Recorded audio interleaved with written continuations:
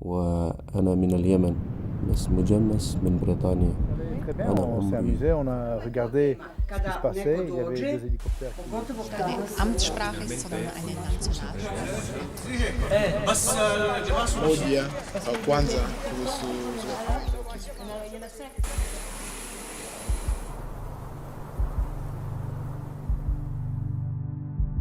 خبرونا که نیشته تل زوابونش دا بجوان که چه نور کس و پوهیجی او چه دوی تسی پوهیجی دا دیر مهمه شایده. Understanding what's going on in the minds of people is quite critical to keeping friends and keeping neutral people neutral or leaning towards friendship, and maybe even turning a potential adversary into somebody who might come into the neutral space. So it really is the unit set up to understand what's going on in people's minds and society's minds and cultural minds wherever we operate. What that means is that we're there to provide linguistic capability to commanders so that they can communicate with the local population. We're also there to provide cultural specialists who can provide a cultural take or a cultural lens on the local people, how they feel about us, how they might view us, and how they might view our actions. DCSU really came out of the experience from Afghanistan. And in those days it was a really very small unit of about 40-45 people. هذا طارم که مخایم که همراه همکاران از میلیاردو گازما میکنیم در آینده به خاطر که زباد کماندان سر خبری مطلب سامده سر خبری ده سامده. This is my 5th tour of Afghanistan. I've been here 6 times in total. I came out here once as part of my language course for just under a month. And then this is my 5th complete tour, 6 or 7 months each of them in duration. Culture advisor when it comes to most local national interactions or key leader engagements. He runs the show pretty much. We would move in, set up the FP and anything pertinent, and then they'd pass on to myself, then I'll pass it up to my chain of command. Afghanistan has been my life. Helmand has been my life for 7 or 8 years now. Yeah. When I first joined the unit and started training, the sole focus, the whole point of the unit was for Afghanistan. It's completely different now. It's a lot broader, it's a lot wider, and in my opinion, a lot more interesting. I'm one of the longest serving members of DCSU now, having done 2 back-to-back FTRS posts here. The changes, we've had to adapt quickly. We've had to make sure that we're almost one step ahead of the game, that we've got people in training who are learning the right languages, and that they're ready and able to deploy at a moment's notice pretty much, anywhere in the world. The massive benefit of working here in Sarajevo means that as an advisor, instead of just being able to relay what I know from books, I can actually use individual experiences to colour what I'm saying.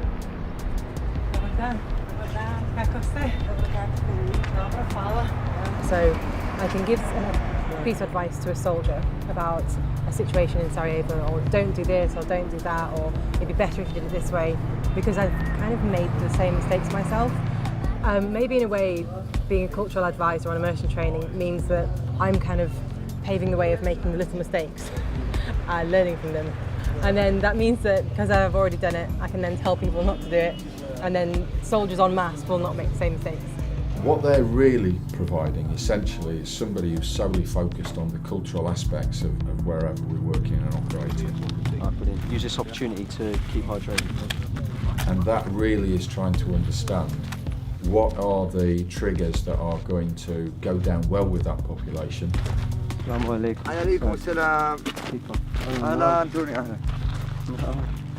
Enable us to operate successfully with them, and what were those things that we should really work quite hard to avoid because they would cause upset or friction.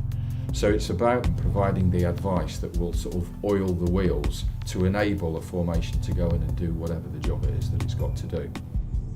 Our role is one of the most important roles for defence. The understand piece is significant.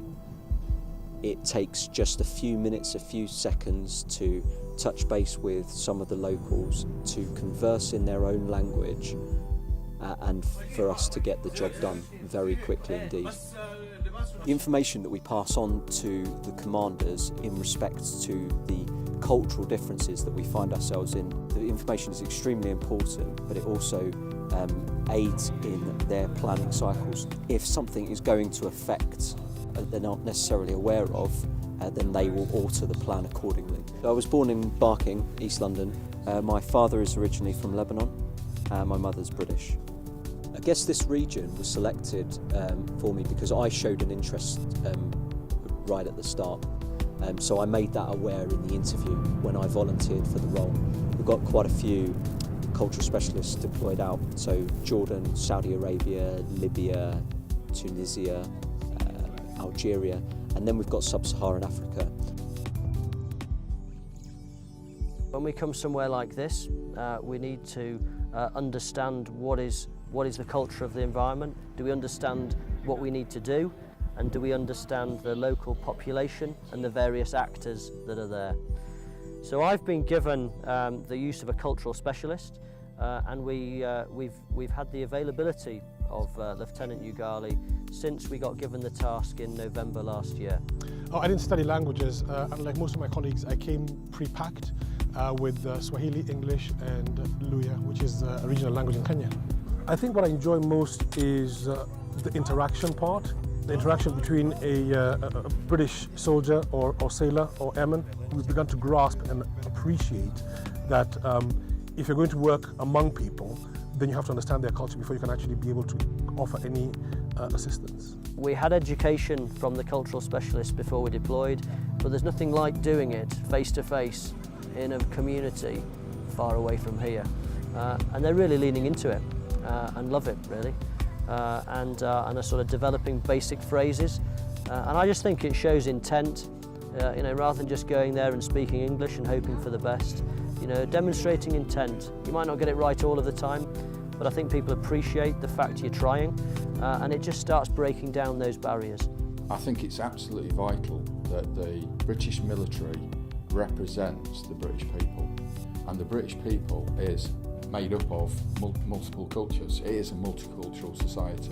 But it also means that when we are abroad and in operations and exercises and engaging in defence issues abroad, if we understand all the cultures of Britain, because it's multicultural, and we can work with the cultures in Britain, then our chances of success in working positively with cultures abroad are multiplied hugely.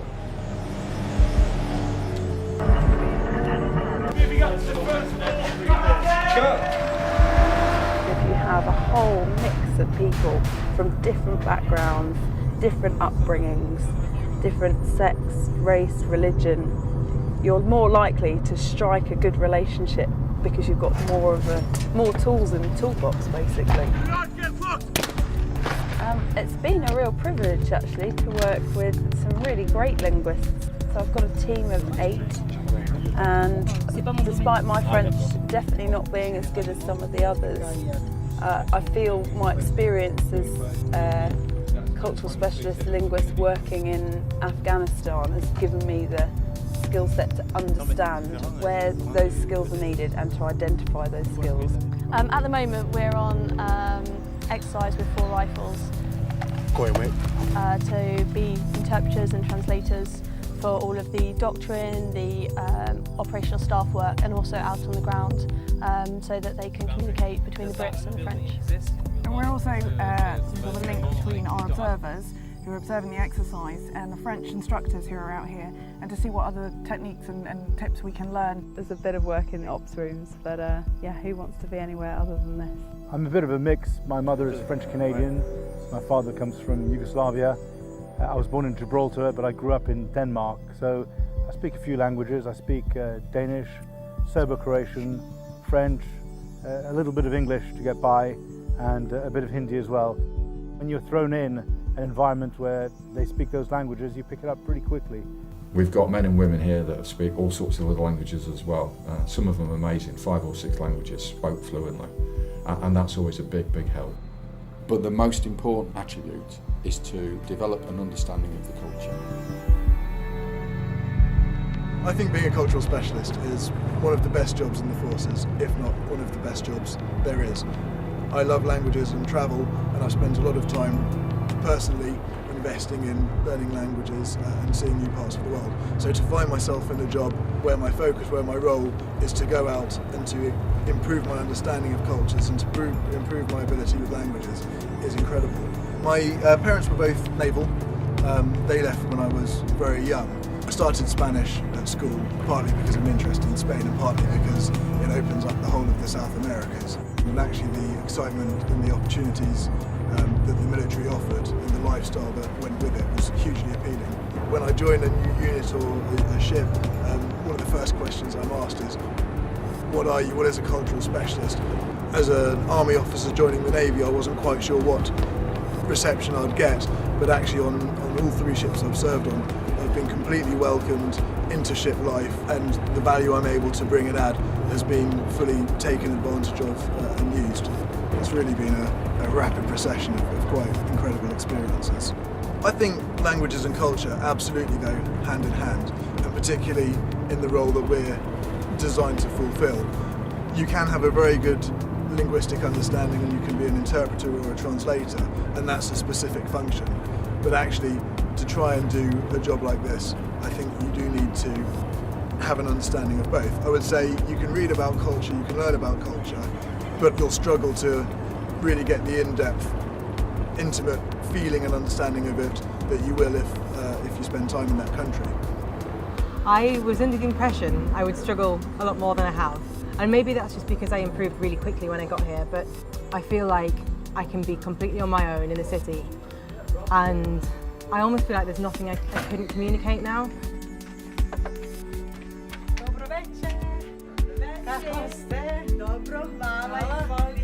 Here, I'm faced with new words every day, new situations I never thought I would be in, especially chatting with the family. My initial meeting was, it just couldn't have been better. I had a suspicion that we would get on anyway because the emails that we've been sending each other had been really positive. And then I was kind of bombarded by 5 hours of Bosnian language. In an effort to understand the place, you know, I'm putting myself in those situations of really finding out what it's like to live here. And just that basic faith, I think, that you can inspire in the local population, in what you're doing and in what your intentions are, I think it's huge. Getting rid of that language barrier by the ability to converse with someone in their own language goes directly to their hearts. So without a doubt, it opens doors, it builds rapport quite quickly.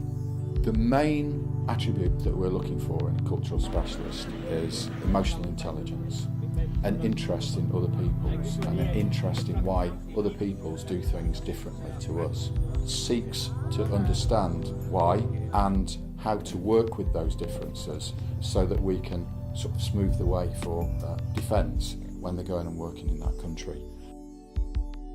I'm working with some incredibly talented people here who really want to be people that make a difference and really support and get on the sort of direction of the military. It's hugely rewarding, and it really is a fantastic opportunity.